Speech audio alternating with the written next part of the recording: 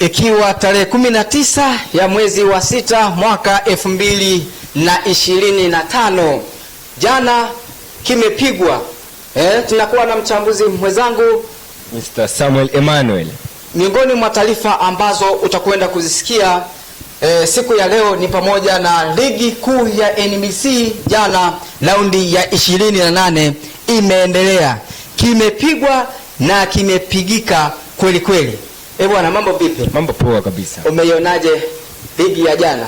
Ligi ya jana ipo vizuri sana. Nimeiona ligi ya aina yake. Umeenjoy na kufurahi? Nimefurahi sana. Hakuna timu iliyokuangusha? Hakuna timu iliyoniangusha. Big up sana. Asante sana. Bwana mfuatiliaji na mpenda soka na mdau wetu wa Dixiat Media, kama ni mara ya kwanza kabisa kuingia au kutazama channel hii, usisahau kusubscribe pamoja na kushare kwa ndugu na majamaa. Wajanja wote tuko Dixiat Media. Matokeo ya jana ni kama ifuatavyo: Azam kashinda 5, Simba kashinda 5, Yanga Africans kashinda 5. Lakini matokeo mengine ni kuwa Coast Union yeye kashinda 1-0, huku Namungo yeye akisare bila. Singida Black Stars yeye kashinda 2-1. Tutakuletea utambuzi baadhi ya mechi zilizopigwa hapo jana raundi ya 28, nikiwa na mchambuzi mwenzangu bwana Samuel Emmanuel. Utapata uchambuzi ulio bora na uchambuzi wa uliotukuka kweli kweli. Bwana Samuel, jana hebu tuangazie mechi ya Simba pamoja na Ken Gold. Ilikuwa ni mechi ambayo inafurahisha kweli kweli, ilikuwa inatoa burudani kwa wale waliotazama mechi, basi walienjoy sana. Vipi kwa upande wako, unafikiri Geita Gold, not Geita Gold, Ken Gold walifeli wapi mpaka wakaruhusu goli 5 kwa nunge? Kama nilivyoweza kutangulia kusema hapo jana, ndugu mchambuzi mwenzangu, kwamba mpira sio ni mchezo wa makosa, na unapokuwa unafanya makosa mwenzio huwa anakuadhibu kutokana na yale makosa yako. Kwa hiyo mtu kama Ken Gold alikuwa na makosa madogo ambayo alikuwa anayaacha. Kwa hiyo basi na Simba, maana ni timu kubwa, na yeye akawa anafanyaje, akawa anatumia makosa anayotumia Ken Gold kuyaacha, na wana akafunga goli zote hizo. Pia ni kwamba ni tuasifu Simba na safu bora shambuliaji na ukabaji, pia na viungo wazuri. Kwa hiyo hata timu kama Ken Gold kumzuia Simba inakuwa ni changamoto sana. Kwa hiyo Ken Gold huwa na makosa madogo. Unajua timu ndogo hizi hazikosi makosa madogo. Endapo wanapokuwa na timu kubwa. Pia pressure ni kitu ambacho kinaweza kutoa mchezoni. Hata kama ni wewe unajua unacheza na mtu mpinzani mkubwa, lakini kwa kumwogopa, kwa kusikia lile jina, basi unapata pressure, unaweza kupungua na hofu, unamwogopa. Ikumbukwe Ken Gold wana wachezaji wenye uzoefu kama Bernard Morrison BM3. Jana kaleta kituko bwana. Ilipofika dakika ya 64, kocha anamtoa, lakini yeye akawa anakataa kutoka. Unafikiri hiki kitendo kocha alijisikiaje, yeye aliyemwazisha kwenye kikosi? Ni lazima atakuwa anajisikia vibaya, kwa maana yeye anataka kufanya sababu kuingiza mtu mwingine, labda kwa usudi kwamba Bernard Morrison amechoka au anahitaji kupatiwa mtu mwingine mbadala wake. Yeye akigoma kwamba akitaka kuendelea kufanyaje, akitaka kuendelea kwenda kucheza mpira, lakini yale tunajua lazima mchezaji ufanywe sababu. Kwa hiyo kwa kocha anapokuwa anakuita, maana yule ndio mkubwa wako wa kazi.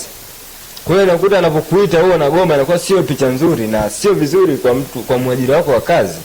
Na yeye baada ya interview hapo jana anasema kuwa yeye alikataa kutoka ni kwa sababu alijihisi yuko bora zaidi kuliko ya wengine, kwamba yeye ni mchezaji bora, hivyo hastahili. Ile mechi ilikuwa kama mazoezi kwake, anahitaji kucheza mechi dakika 90, lisali 1.5.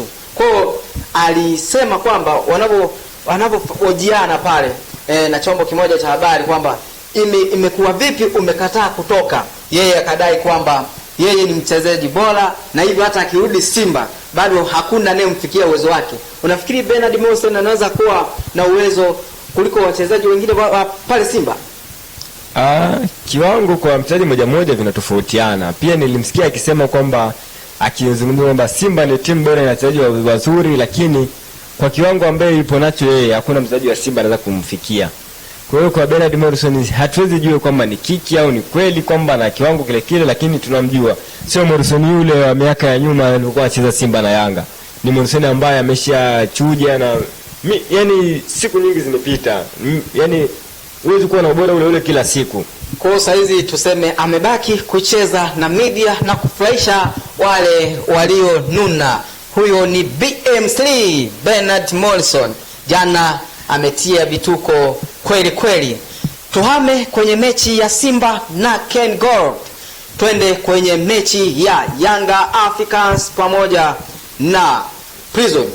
Wazee wa Nginja. Unafikiri walifeli wapi mpaka nao wakaruhusu goli 5 kavu? Unajua mpira siku zote kwa timu kama Yanga na Prison, tunajua kwamba Yanga ameweza kujiandaa kwa muda mrefu sana, pia Prison amepata muda mrefu wa kuweza kujiandaa. Lakini je, unajiandaaje zidi ya mpinzani wako? Je, zile silaha ambazo uko nazo zipo vizuri, zipo imara, umezinoa, umezifanyia mazoezi? Kwa hiyo tunajua kama Yanga ni timu kubwa, ni hakuna mtu asiyefahamu Yanga. Kila mtu anajua Yanga ni timu kubwa, ni timu tishio, ikikutana na timu ndogo inaweza kumfunga goli 3 na kuendelea. Kwa hiyo kwa jana kwa Prison tunaweza kusema kwamba aliingia kichwa. Aliingia vibaya. Tunajua ukiingia kwenye mfumo wa mwenzio huwezi ukapigwa goli 2 au 1. Lazima utapigwa goli nyingi. Kwa hiyo Prison jana aliingia vibaya na akaanza kufungwa goli zote 5 hizo. Na tunamwona Yanga ni mpinzani mzuri na wachezaji wazuri. Yaani kila mchezaji tukimtoa tukimuingiza yupo vizuri. Na tunamwona Yanga sasa hivi amejikita kileleni, bado yupo pale kileleni. Japo mpinzani wake hayupo mbali. Naye yupo nyuma hapa anamfuatilia. Ni maneno ya mchambuzi mwenzangu Bwana Samuel Emmanuel. Yeye anasema kuwa Prison waliingia kwenye mfumo, hivyo ikalazimika kuruhusu goli 5 kwa nunge. Tuangazie mechi nyingine, ilikuwa ni Azam FC dhidi ya Nyuki Tabora United. Nao wanaruhusu kamba 5. Jana ilikuwa ni siku ya magoli kweli kweli. Jana kweli palitisha sana. Tabora nao walifeli wapi? Tunaweza kusema kwamba Tabora nao, yani unajua kitu kingine ndugu mchambuzi mwenzangu, kwamba kuna ule ukubwa wa kujisahau au kuchezea jina. Tunajua mara ya mwisho Tabora ndio alimfunga Azam. Nafikiri natambua kwamba wanafahamu. Kwa hiyo maana labda na yeye amekuja akijua kwamba experience ile ya mwanzo kwamba anaweza kumfunga Azam, kwa kuwa mwanzo aliweza kufanya kumfunga. Kwa hiyo hajajua mpinzani wake naye sasa hivi amechangamka, yupo vizuri. Ana mashine zilizokuwa zimetulia vizuri. Kwa hiyo ameingia kichwa na yeye amekula 5 na yeye. Lakini ni kumsifia Azam kwa maana tulimpa advantage, yupo nyumbani. Na tunajua mchezo kwao utunzwa. Kwa hiyo na Tabora tunajua na changamoto ya usafiri kutokufika uwanjani kwa wakati, huku na kule wachezaji kutokupata muda mzuri wa kupumzika. Hiyo ndio imechangia, ndio maana wameweza kufunga goli zote 5 hizo. Mchambuzi mwenzangu Bwana Samuel yeye anasema uchovu wa Tabora United huo umechangia kupigwa 5-0.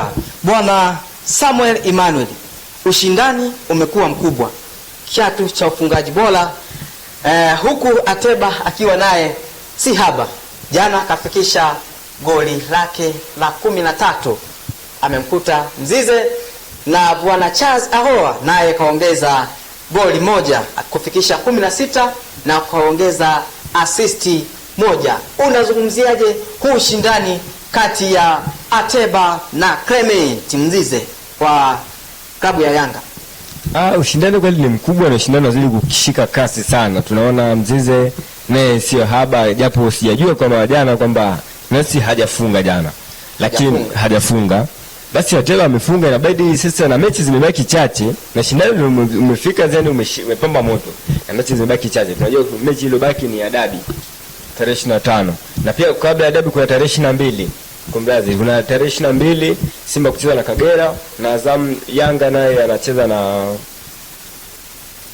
kama sikusema, anacheza na Kumbazi kidogo. Imenitoka sijaangalia ratiba vizuri. Ila tunajua lazima ushindani utakuwa ni mkubwa, kiatu bora, kila mmoja anakingania kiatu bora. Ahua naye anatamani kujikita mbali zaidi ili asiwepo mtu kumkaribia, asiweze kukutwa na mtu. Kwa hiyo kwa namna anavyocheza na uchezaji wake nampongeza, ni mchezaji mzuri na mchezaji anayetafuta utu wa magoli. sio kama Ateba sana, lakini Ahua anatamani kupata kiatu bora, na ni faida kujivunia kwa wana Simba kwamba kiatu kiende kwa wekundu wa Msimbazi. Bwana Samuel, kwenye Yanga anamaliza na nani? Nadhani tarehe 22 hiyo anamaliza na Dodoma Jiji. Na Simba yeye anamaliza na Kagera Sugar. Baada hapo inabaki dabi. Nayo hatujui kama itakuwepo au la. Itakuwepo. Sina shaka. Hayo ni maneno ya Samuel Emmanuel. Yeye anasema kuwa ushindani huu utaamuliwa kwenye mechi za mwisho. Vipi kwa upande wako? Unaweza ukasema kwamba Ahoua tumpe kiatu chake, au vita bado ni mbichi kwenye mechi mbili hizi zilizosalia? Hapana, naweza kusema haraka hivi kama tumpe kiatu chake. Mechi bado zipo. Tunaona kuna mechi za 22 na 25. Huwezi jua hapo katikati mtu akapiga hat-trick amekukuta. Unaweza kuiona hat-trick kwa upande wa Yanga au wa Simba? Kinawezekana. Hakuna kinachoshindikana chini ya jua. Yote inawezekana. Ni mpira, yote ni mchezo. Unataka shangaa amepiga mkwala au Ateba amepiga hat-trick amemkuta Ahoua, au Mzizi amefunga hat-trick amemkuta Ahoua. Utasemaje hapo? Kwa hiyo tusubiri tuone, ligi bado mechi bado zipo. Tusubiri tuone mwendo utakapoishia ndio tutajua nani tumpe nani tusimpe. Huo ni uchambuzi kutoka kwa Emmanuel Samuel. Yeye anasema kuwa kiatu tusimwachie Ahoua peke yake, tusubiri mpaka mechi ya mwisho, mpaka kieleweke siku ya dabi. Bwana James Samuel, ushindani mwingine ni kuhusiana na upande wa magolikipa. Unazungumziaje? Kamara anaongeza clean sheet yake ya 17, lakini Diarra naye anaongeza clean sheet yake ya 15. Unazungumziaje kwa upande huo? Wamepishana clean sheet mbili. Ni kweli kwa magolikipa naye hawapo haba, wanashindana kila siku kukicha mechi zinapopigwa. Kila mmoja anatetea kupata clean sheet yeye. Tunaona Pimpim Kamara ni golikipa mzuri, ni golikipa ambaye anatumia pia footwork yake vizuri, na golikipa ambaye ametengeneza jina kubwa sana, anajulikana kimataifa hata na ndani ya Tanzania. Tunajua ni golikipa ambaye mzuri pia. Hata Djigui Diarra pia ni golikipa mzuri ambaye hapo misimu miwili hapo nyuma alifanya vizuri tu, lakini kwenye clean sheet ni kwamba juhudi, kila mmoja awe na juhudi zake. Kwenye upande wa goalkeeping tunajua mechi moja kutoka ni kuzuia clean sheet ukapata clean sheet ni jambo la kumshukuru Mungu sana. Na kwa mechi zilizokuwa zimebaki sasa hivi ni changamoto. Ukumbuke kwamba Diarra akitoka na clean sheet hizi mbili ndio atamfikia ni sahihi, lakini kama naye atakuwa hajasimama hapo na yeye atakuwa lazima anatetea kupata clean sheet. Kila mmoja anajua, yani mimi ni sawa na kusema watoto wawili wanashindana, atakayefika yani zile mbio utakazoshindana atakayefika kwanza kuna zawadi. Kwa hiyo atakuwa anakubali nikose zawadi. Kila mmoja atakuwa anapambana kupata ile zawadi. Kwa hiyo atakuwa kama anaweza kupambana azidi kupata hiyo namba moja atoboe. Na pia Diarra anatamani kumzidi mwenzie. Kwa hiyo imekuwa ni ushindani wa chini kwa chini, yani tunasema ni battle ya wawili. Kila mmoja anataka clean sheet. Hayo ni maneno ya Samuel Emmanuel, anasema kila goalkeeper kati ya Kamara na Diarra, kila moja pambanie uwezo wake ili kuondoka na kiatu cha goalkeeper bora, yani zile gloves. Miongoni mwa taarifa zingine ambazo tunakwenda kuangazia kwa upande wa ligi ikiwa inaelekea ukingoni ni wale wanaongangania kushuka daraja. Miongoni mwa timu 4 ambazo zinangangania kushuka daraja au zinajinasua, tuna Tanzania Prison, tuna Pamba, tuna Namungo, tuna Fountain Gate. Vipi kwa upande wako? Na Ken Gold ashashuka moja kwa moja. Kwa waliobaki hapo ni 4 wale ambao angalau wanaweza kujinasua kwenye wimbi la playoff, kwamba wanaweza kashinda, na hapo hatuwekei, tunaweka 50 kwa 50 kwamba wanaweza wakabakia au wakashuka kulingana na wapinzani watakao kukutana huku waliocheza daraja la kwanza. Vipi kwa upande wako? Yupi unaona anabaki, yupi anaenda kwenye playoff kati ya Fountain Gate, Prison, Pamba pamoja na Namungo FC? Mimi kwa hapo naweza nikamwona kwamba anaweza kanacheza playoff, naweza nikamwona kwamba ni Prison kwa Fountain Gate hata kama ataweza kucheza, lakini anaweza kurudi, hatoenda moja kwa moja, lakini namuona kuna Prison, namuona na Pamba Jiji ni wapinzani ambao wanaweza kaanza kucheza playoff kwa mimi ninavyoona. Pia hata Singida Fountain Gate naye ajiangalie, kuna kuzidiana pointi tutakapoona tarehe 22. Kumbuka Pamba ana 30, Prison ana 30, Fountain Gate ana 29, Namungo ana 31. Tunataka nikwambie kwamba tuangalie hiyo tarehe 22, maana ligi ndio zingine zinatamatika tarehe 22. Kwa hiyo pale tarehe 22 atakayekuwa amemzidi mwenzie na atakayekuwa amefungwa na mwenzie ndio tutajua pale nani anaenda kucheza. Ni maneno ya Samuel, yeye anasema tusubiri hiyo raundi ya 29 tarehe 22, nani atashuka na nani atabaki. Huo ulikuwa ni uchambuzi wa mechi za jana ambazo zimepigwa viwanja tofauti tofauti. Na wewe ambaye ni mara ya kwanza kabisa kufuatilia chaneli yetu, basi tunaomba ushare, ulike, bila kusahau kusubscribe. Wajuze ndugu na jamaa kuwa Dixiat Media ndiyo habari ya mjini kwa sasa. Barikiwa sana na umetisha sana, wewe unaendelea kuwa mdau mkubwa. Big up sana. Unaweza ukaniandikia comment yako hapo chini, wewe unaonaje kwa ligi yetu inavyoenda, nani atashuka daraja na nani atakuwa bingwa na nani atabaki kwenye ile top 4. Basi nikutakie siku njema. Bye bye.